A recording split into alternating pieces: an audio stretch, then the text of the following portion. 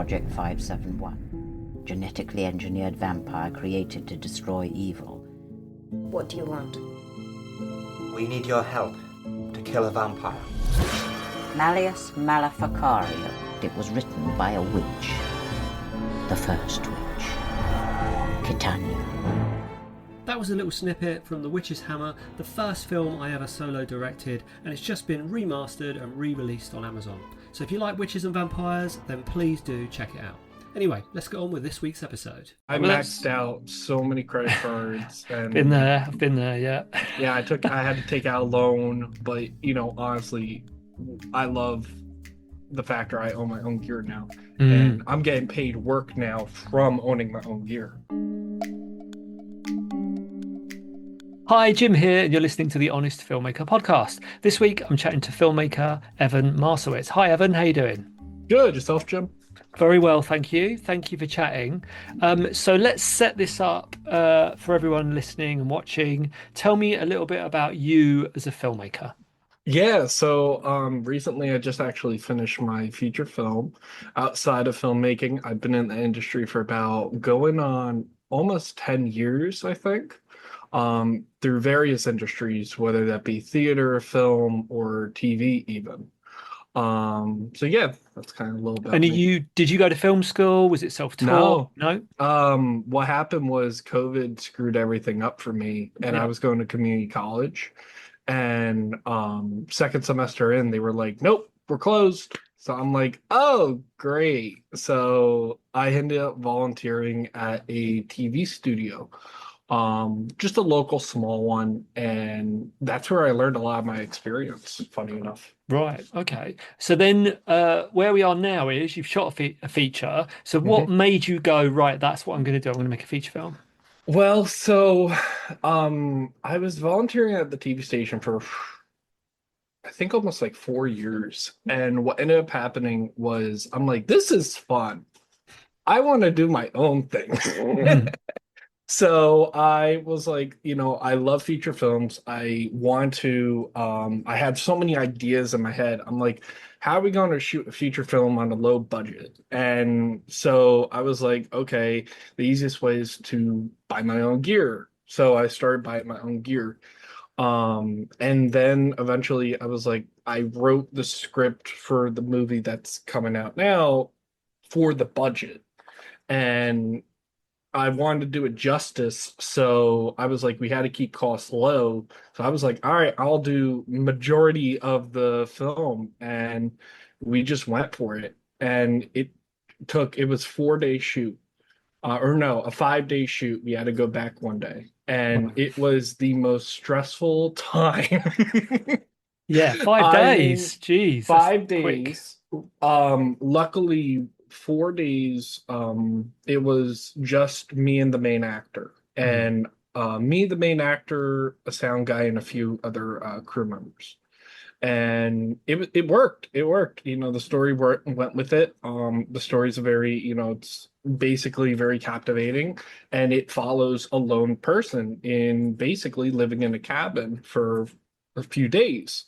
So it wasn't like, wow, this is going to be a whole thing itself, coordinating like 20 actors at once. yeah, I've done that. That's not as much fun. So before I ask you about the actual shoot, did you pay for it yourself, the film? Was it like, I'm funding this, everything you pay for yourself? And what camera did you buy out of interest? So funny enough, I actually bought multiple. Okay. I got a Sony FX6, which was my main. I love that camera. That thing is a beast. And then I also got a Blackmagic 6K. Right. Okay. And is the majority of the film shot on one of those cameras, or just a mixture of both? On the Sony. Yeah, I was going to say, it was good because actually the Sony FX6 was perfect size because we could maneuver it. But I was like, I cannot shoot some of the scenes because my main actor, he drove a Dodge Challenger, and I'm like, you try bringing that FX6 in that car, that lens is whacking him. So I was like, this is gonna be a nightmare. So I'm like, I need another camera. So I bought one of the cheaper ones, the Blackmagic 6K. And I mean, in the car, it's even on my Instagram. In my car, I have like this little not tripod, little like sticky thing that would mount to the dashboard, Yeah. which ended up failing, but I used that as like a monitor to hold, and I was in the passenger seat like this, and my sound guy was in the back, and it was so tight because he was almost whacking me with the mic. So if Nice. my actor wanted to, like, he breaks a few times, the mic would just bounce straight in frame. I'm like, oh God. Yeah, that's not good. And also shooting, I've done that myself. When you're contorted anyway because you're trying to, Oh yeah. yeah. And then you're also looking down the lens, so you can get really sort of car sick doing that because you're sort of And I reacting get to car the, yeah, and I get car sick easily, yeah. but shockingly, it worked. Luckily where we shot, because I knew this film was going to be, I had to shoot it cheap. Mhm. Um, but I shot upstate New York, and honestly, I love it. It's beautiful out there. It's just so pretty when I tell you. And we shot it up there. So luckily it was okay because the roads were barren. Right. So we had the roads all to ourselves, and it was okay because my main actor was driving, and we can do that for 2 hours if we want to. But 2 hours. I think we only did it for literally a hour just in the car doing that shot, and we Yeah. got it. What was the final budget on it? So how much did you actually spend on the So, film? with all the, I think the reason the budget is so high is because the equipment, because I Yeah. include the equipment cost in there. I think I like to say the budget was around 50,000, 60,000. Yeah. But I do think that's definitely over speculating Hmm. when I say that, because when I look back at the costs, I'm like, no way did we spend that much. I do think though it was like a good 30, 40,000 dollars we Yeah. spent, Right. because Okay. I Well, maxed that's out so many credit cards, been and there. I've been there. Yeah.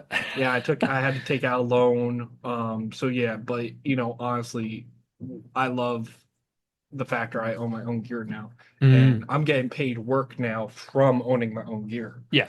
So Yeah. Yeah. it's so much more worth it. Yeah. And you'll have that be your next film and your next film and your next film. Yeah. So it's an investment. So so what's the actual story then? The guy in the cabin, what's the kind of story Yeah, around that? so I always screw up the log line, so bear with me. But basically, the log line of the movie is a son of or a strange father leaves his son a cabin in the woods, and the son goes out there, and he ends up finding out he can speak to victims of a serial killer on a hand radio. That's kind of like the little log line of it. I always butcher it And whenever I it's do. called Echo Point. Yep.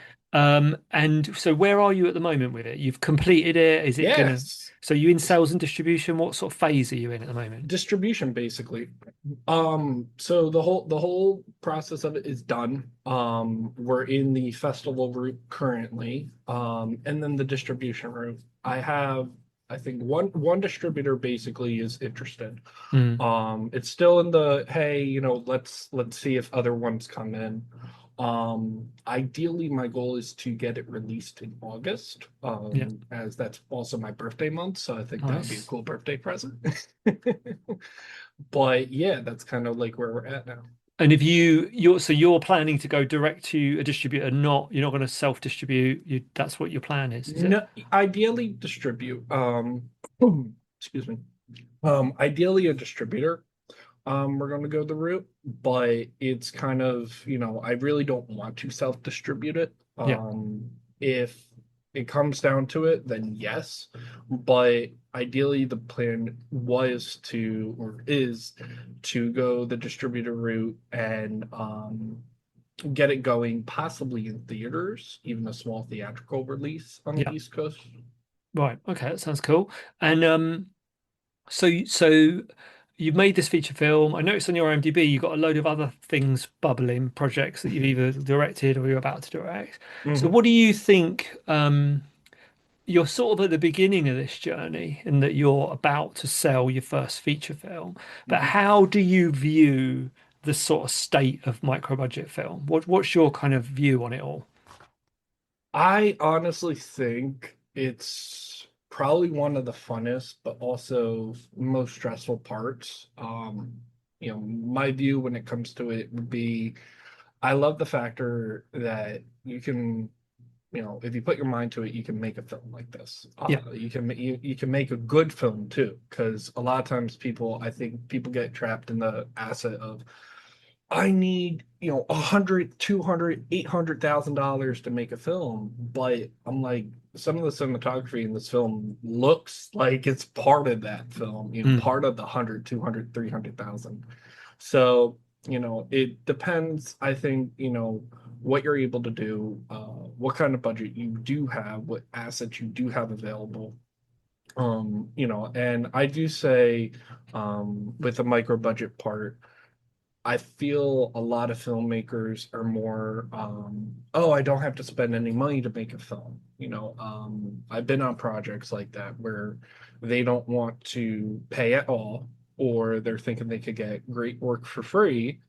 And then as a producer, I go in saying, well, free does not mean free. You're still going to have to pay locations. You're still going to have to do that.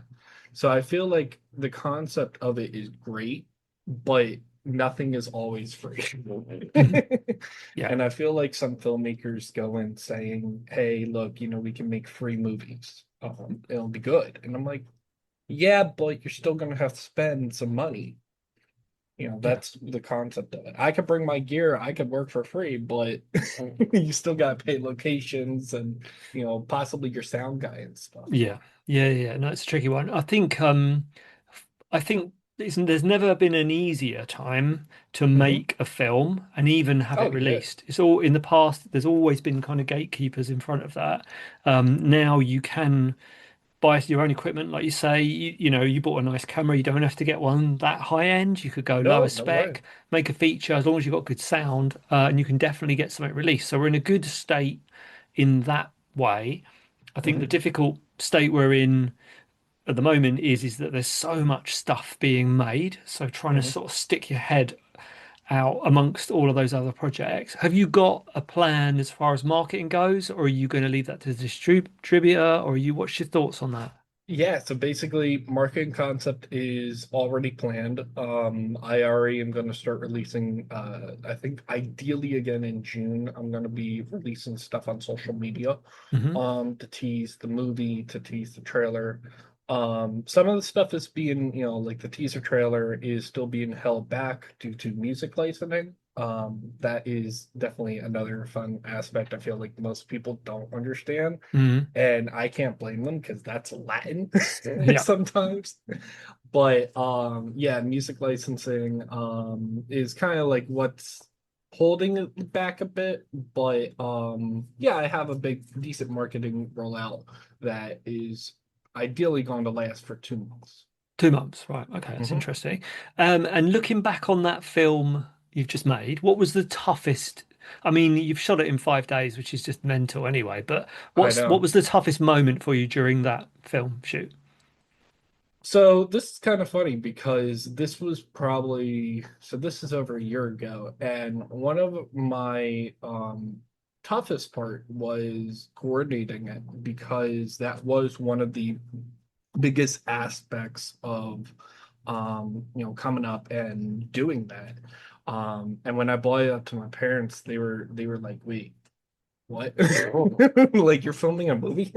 And they knew about the concept that I wanted to do one, but they didn't know, it was this original one, because I planned funny enough, even bigger one before this. And then I got the notification from my job I was getting laid off. So I was like, all right, well, we gotta scrap that movie and I gotta do the smaller one. The whole concept was, I had to find location. I had to drive up to New York. I'd never been upstate New York, so I'm like, wait, what? Where are we going? And the toughest part was probably the route of driving up there. and going out there and, you know, staying with crew and stuff because I never went to college. I lived at home and I still live at home. And, you know, being away for that amount of time, totally new. But even, you know, prior to that, a few years ago, before this, I was in bad accidents. So I had PTSD from driving. Mhm. It gotten better, but driving 2.5 hours out there was, you know, far. That was like a journey. So, and we did it. You know, I was like, all right, I'm making this movie. So it's like, let's go. Yes. But we did it. I did it. And you know, that was definitely a confidence booster in myself and my, you know, life going forward, doing that Yeah. kind of stuff. Yeah. It's nice having a goal like that. And if that's helped you conquer something, you know, all of these rewards are on the other side of discomfort, aren't they? And doing that, I hate driving, but doing that long drive, I've not been in an accident, but doing that long drive, putting yourself, you know, out there with other people, filmmaking can be very uncomfortable. Mhm. But when you've got that footage on your computer and you're cutting it together and you've made a film, it's worth it. Oh, Um, 100%. yeah. 100%. So looking back on the film now, what do you wish you'd known when you started at the beginning? So much. So much. Looking, oh man, it's just like when you see the footage, the reason it was 5 days, I do air quotations because we had to go back for a reshoot because a lot of the film, like there wasn't enough time, you know, enough space or enough you know, overall content to get. Um, and so we had to go back and film basically another half an hour of footage, Yeah. some way, somehow. So I would definitely, I mean, you know, the screenwriting aspect definitely helps. I would go back and, you know, now it's like when I write a script, it's just like, wait, do we have enough? All right, wait, do I need to expand more? So that you know, it was only me basically coordinating set. So you know, obviously script supervisor, you know, AD, those are the people I'm going for and needing. um but even still, it's like one of the editing things that happened was I feel like I didn't let the scenes draw out long enough. Mhm. So even now it's just like, all right, let them breathe, let them you know, draw it out, let the actor act in a sense. So yeah, there's a lot of like newer things I would do, you know. Technical side, you know, always Mhm. always technical side, but I think more of like, you know, behind the scenes like script writing and stuff like that. Those are the things I wished I really went in going forward.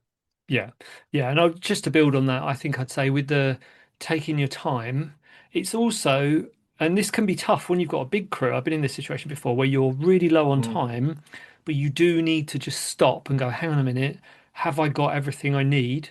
It's hmm really, you know, it feels great to go, right, that's it, scrub it onto the next scene. But if hmm you can find that quiet space to go, hang on a minute, wait a second, have I got all the pieces for this? Because you don't want hmm to have to come back. Luckily, you know, for you, you've I had to learned go back that and shoot another lesson. half an hour. But, you know, especially if it's a hard location to get into, it's worth another 5, 10, 15 minutes hmm just to make sure you got that entire scene. What would be your so shooting on a low budget, what would be a money saving tip, do you think? Hmm. Don't take out 100 credit cards. That would be one. Yeah. But no, I would definitely say use your assets wisely, you know, with if you have good actors that you know, that's definitely one of the aspects. You know, the main actor in this film, he was supposed to be in the other film I wanted to do that Mhm. got canceled. And brand new actor, didn't know how to act. He never had any experience. So I was like, this is going to be fun. But when I saw him, because the way I cast a lot is through looks, you know, if I see you in this part, I'll like you in this part. So when I was looking at him, I was like, dude, you could play a tough guy. And he's like, yeah, I can. Because, you know, he was like a model actor, blonde hair, blue eyes, no stubble, nothing like that. I'm like, yeah, you can play a tough guy.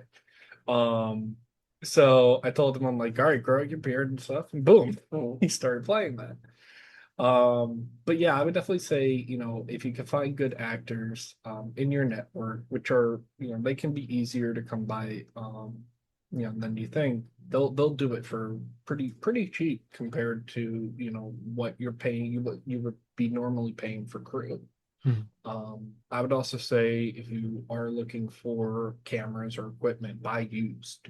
A lot of my gear came used, and that's how I was able to get good equipment, because that's just one of the best things.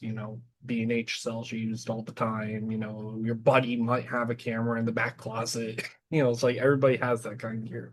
Yeah. So yeah, those are like some budget saving techniques, I would say. Yeah, definitely. And I'd add to buying secondhand equipment, a lot of places you can buy. I mean, we've got them over here.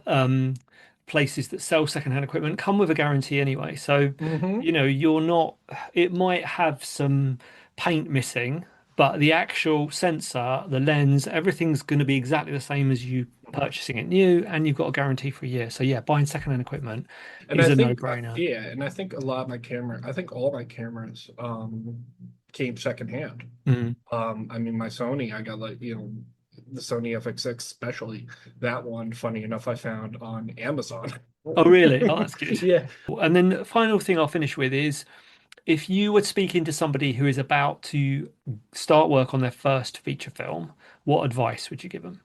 I would definitely say make sure you are very, in a sense, I need to come up with a word for a second. Not picky, but very thrifty, very careful about what you do.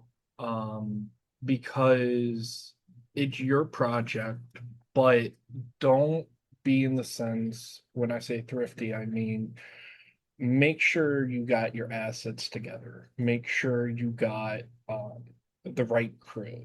Okay, this is the way. This is what I need. This is what I'm doing. You have to let people have inputs on your film. Hey, well, that budget's, insane. We can't get that. Um, or hey, maybe this dialogue could be fixed a little bit.